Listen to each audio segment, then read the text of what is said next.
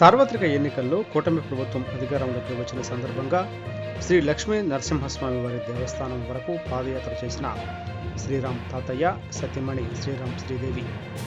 ఎన్టీఆర్ జిల్లా జగ్గయ్యపేట నియోజకవర్గం.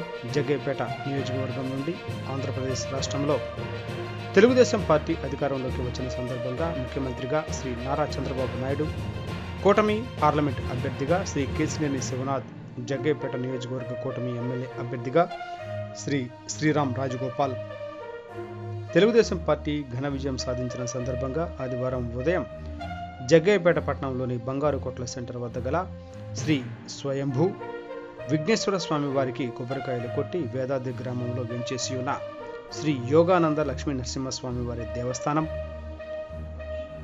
వరకు స్థానిక కూటమి మహిళలతో, కార్యకర్తలతో కలిసి జగ్గయ్యపేట ఎమ్మెల్యే శ్రీ శ్రీరామ్ రాజగోపాల్, సతీమణి శ్రీరామ్ శ్రీదేవి, శ్రీరామ్ చిన్నబాబు, సతీమణి శ్రీవల్లి పాదయాత్ర చేసి మొక్కులు తీర్చుకున్నారు.